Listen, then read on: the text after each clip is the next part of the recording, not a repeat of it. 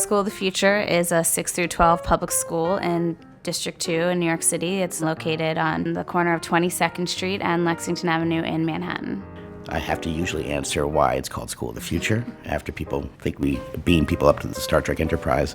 But what I say is that School of the Future, although originally was named for Macintosh computers, my partner and I feel School of the Future now is a spearhead of progressive education that is rigorous and accountable. And we're continuing to be a progressive school, but also to figure out how we are folding in assessment and folding in accountability.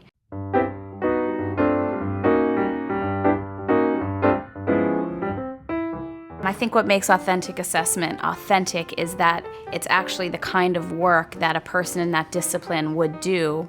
A science authentic assessment would challenge the kids to do the same kind of tasks that a scientist would actually do. But try to give work that either mirrors what they might be doing later in life or will prepare them for those kind of tasks or is simply meaningful to them. In terms of authentic work within the school, it needs to be something that the student really cares about and that the teacher really cares about. So if we want a school where it's just really making real change and really addressing students in their hearts, then we can't have curriculum that is just going through the motions.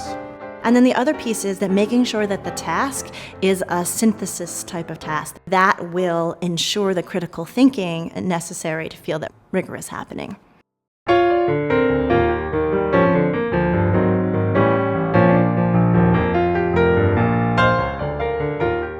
I think of authentic assessment as a window into the true understanding of the student. It makes teaching much more efficient. You think that it takes all this time, but in fact it's far more targeted and efficient, and it really speeds things up. I think first about what are the big ideas I want them to come away with. Some may argue that's curriculum, but I think it's even more fundamental than curriculum. What are the big things I want the students to be able to walk away with? The key is asking yourself, how will I know? And ask that up front as you're doing backwards planning. What does that learning look like? What does it sound like? What would I be hearing? What would I be seeing on paper? And then based on that, creating whatever assessment tool works best for you.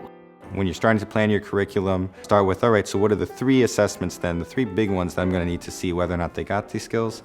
And then you can start thinking of smaller assessments on the way there, little check-ins, and then designing the activities that go along with, does this activity that I normally do, does it address what I really want them to understand?